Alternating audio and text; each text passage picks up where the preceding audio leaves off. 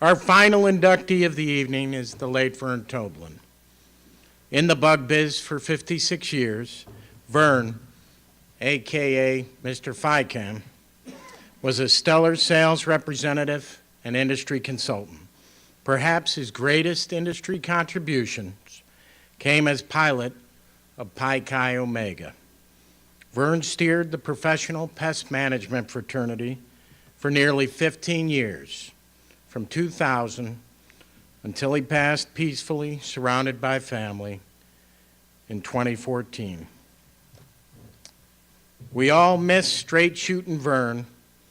He was one of a kind. Can you believe that at one time he was a ballroom dance instructor? He may have taught Dr. Lewis a few moves, too.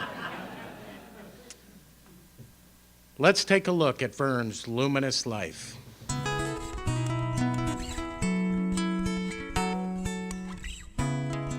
Before he was in charge of a U.S.-based business fraternity for pest management professionals, the late Vern Toblan was a Swiss national who taught ballroom dancing in Canada. Luckily for the industry he served, Toblan would eventually make it to the States to become a well-regarded industry consultant, and perhaps most importantly, a longtime executive director of Pi Chi Omega. Toblan was born in 1930 as Werner Hoggentobler, after studying agriculture under the Farm School Project in Striekhof, Switzerland. He immigrated to Canada in 1953. The waiting list was too long to immediately immigrate to the U.S., so Toblan, as he told PMP in 2008, believed Canada was close enough and that he'd eventually make his way here. During a teaching stint there at the Arthur Murray Dance Studio in Regina, Saskatchewan, he met his wife Kathleen, who preceded him in death. They married in 1960, had their daughter Brenna in 1965, and son Blair in 1971. In 1958, Toblan was able to put his agricultural background to use by answering a newspaper ad that led to a job in pesticide sales with Chipman Chemical. Toblan eventually did make it to the States in 1970, and in 1973 was involved in the development of FICAM, a bendiocarbon-based pesticide. One of his first jobs in that arena was to conduct a survey of the North American pest control industry to figure out how best to distribute the product in that part of the world. Toblan retired in 1995, only to launch a second career as industry consultant, T&L Consulting, in which he traveled worldwide hosting educational seminars on various products. As a supplier rep to the pest management industry, it naturally followed that Toblan would join the industry's business fraternity, Pi Chi Omega, which he did in 1979. The fraternity's long-standing mission is encouraging and promoting pest management education among professionals. By the early 1990s, he had become such an active presence in the industry with an extensive background in training that it was no surprise when he became president of the fraternity from 1992 to 1993. In 2000, Dr. Bill Jackson, whom Toblan considered a friend and mentor, was ready to retire as Pi Chi Omega's executive director duties and looked to Toblan to take the fraternity to the next level, which is exactly what Toblan did. The pilot of Pi Chi Omega for nearly 15 years, Toblan tripled the organization's annual scholarship fund from $50,000 to more than $150,000 and served as an authentic ambassador and unwavering industry advocate. Toblan was considered a straight shooter with contagious enthusiasm for the industry he served. His passion, inspirational, his commitment, unquestionable, and his legacy, undeniable. Toblan died peacefully in Middletown, Delaware on August 23, 2014, with his family at his side. He remained a caretaker of Pi Chi Omega up until the very end.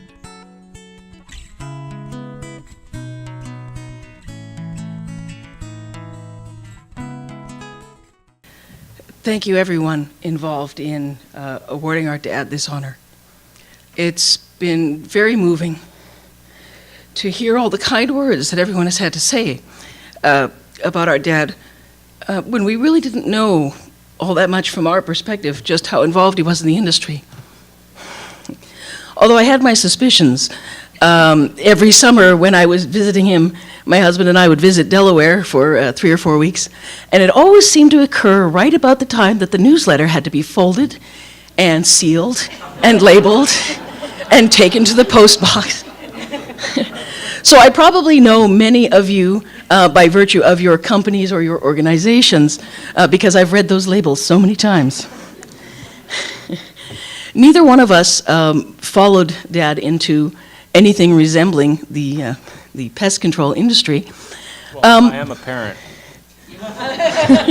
Different kind of pest, Blair. But we probably have Dad to blame for that because we never actually saw any insects at home. Well, first of all, Calgary is nicely cold in the winter, which sends them all to their deaths, which is perfectly appropriate. But even so, when he would come home after his long trips on business in various places, it was often with a few little packets of Ficam W hidden in his shoes to come through customs and immigration to ensure that our home would always be pest-free. My very first apartment that I had moved into with my husband, we had a terrible problem with ants, and we just let him know, and not a single ant dared set one little antenna across the threshold ever since that. So he probably found it very, very amusing that I have a terrible phobia about insects. You saw the picture of myself and Blair with Dad at a restaurant, and Blair with Dad in front of that motorhome, that classic, don't you dare call it a Winnebago, Pace Arrow. And we were on a trip down the east coast of the U.S. to Florida, visiting Disney World, and all interesting points in between.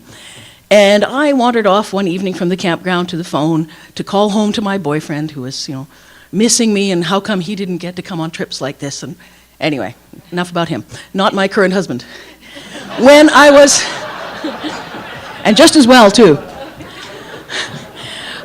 When I was leaving the phone and hanging it up, I suddenly found myself menaced by the presence of this enormous cockroach, palmetto bug, coming over the hood of the phone on the side of the wall. And I ran back to the motorhome in absolute tears, and let's just say he was less than sympathetic. But it's been quite the privilege to hear tonight of the influence that he's had, and I think that many people could only hope that they would be remembered so fondly and with such respect by their peers. Thank you so much for this honor.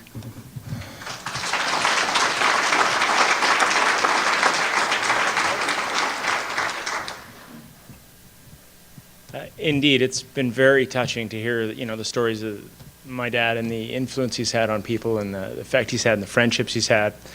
One thing I've noticed, in my professional life and in my personal life as well, is that the people who often really excel in their field are the people who aren't just in the field for work. They're in the field because they're an enthusiast. They really get into what they're doing, not because it's a job, but because it's something of a passion. And certainly, my father was one of those people, and I see it reflected in the people here as well. And of course, my father didn't just have a passion for the pest control industry, but he had a passion for life and a passion for the people around him. And he was tremendously, tremendously honored to be a part of the industry. And meeting some of the exceptional people I've met tonight, it really is very clear to me why he was so successful.